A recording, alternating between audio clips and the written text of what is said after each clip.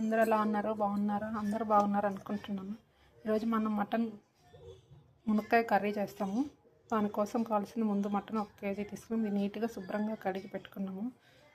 Stove on చేసి cooker పెట్టి 1 spoon oil వేసుకున్నాం. కొంచెం చెక్క, కొంచెం లవంగాలు, మటన్ వేసుకున్నాం. కొంచెం సాల్ట్, కొంచెం పసుపు, స్పూన్ కారం.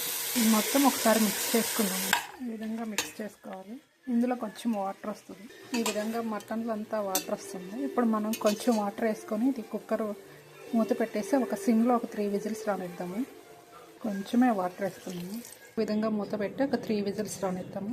మనం ఆ లోపల దీని మసాలా గ్రేవీ పేస్ట్ తయారు చేసుకుందాము. 1.5 స్పూను ధనియాలు, కొంచెం సోంపు, ఇంచి చెక్క, ఒక 4-5 లవంగాలు, కొంచెం మిరియాలు, కొంచెం గసగసాలు, కొంచెం కొబ్బరి, ఒక 2 ఇలాచి.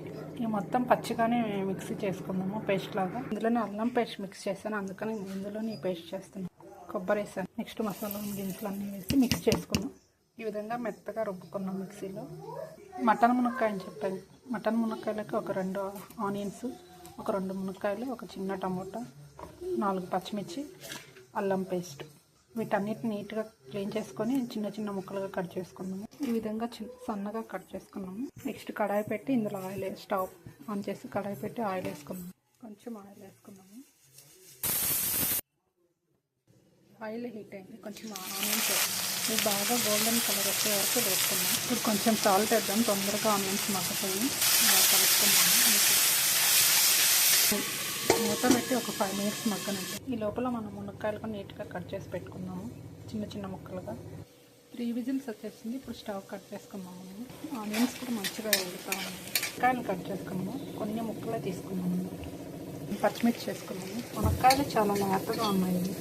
ఈ విధంగా మగ్గాయి. ఇప్పుడు టమోటాస్ వేసుకున్నాము. టమాటాలు బాగా మగ్గాయి. 2 spoons ginger garlic paste mix చేసుకున్నాము. ఆ బాండి కొంచెం చిన్నగా ఉందని పెద్ద దాంట్లో పెట్టి చేసుకున్నాము. కలుపుకోవడానికి ఫ్రీగా ఉంటుంది. ఇది బాగా పచ్చి వాసన పోయేంత వరకు వేపుకున్నాము. కొంచెం పసుపు వేసుకున్నాము. మనం పేస్ట్ తయారు చేసుకున్నాం కదా, ఇందులో వేసి మిక్స్ చేసుకున్నాము. ఈ విధంగా బాగా కలుపుకున్నాము. ఆయిల్ మొత్తం సపరేట్ అయ్యేంత వరకు వేపుకున్నాం. ఇందులోనే మనం మునక్కాయలు కూడా వేసేద్దాం. ఇది కూడా కొంచెం బాగా ఉడుకుతాయి. ఇంత లోపల కొంచెం సాల్ట్ వేస్తాం. ఇప్పుడు రుచికి సరిపడినంత సాల్ట్ వేసుకున్నాము. సరిపోకపోతే తర్వాత చూసుకొని వేసుకుందాం. మొత్తం సపరేట్ అయ్యే వరకు కలుపుకుందాం. ఇలా మూత పెట్టి కాసేపు ఉంచుదాం. కర్రీ ఈ విధంగా వచ్చింది. ఇప్పుడు మనం దీంట్లో కారం వేసుకుని కాసేపు మగ్గనిద్దాము. ఇలా కలుపుకుందాము. మటన్ ఈ విధంగా ఉడికిపోయింది నీట్గా. ఇందులో మిక్స్ చేసుకున్నాం. కొంచెం ఇందులో ఆయిల్ వస్తుందని నేను కొంచెం ఆయిల్ వేసాను. ఇందులో మటన్లో నుంచి ఆయిల్ వచ్చిన ఆయిల్ మొత్తం ఇది.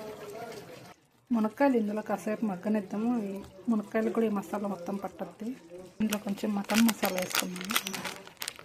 ఇదే గరం మసాలా మొత్తం. ఈ విధంగా గ్రేవీ ఉడుకుతుంది. ఇప్పుడు ఇందులో మటన్ వేసుకున్నాము. ఇందులో మటన్ వేసుకున్నాము. ఇలా మిక్స్ చేసుకోవాలి. విధంగా కొంచెం కొత్తిమీర వేసుకుని మనం స్టవ్ ఆఫ్ చేసుకున్నాం. మటన్ మునక్కాయ కర్రీ రెడీ అవుతుంది.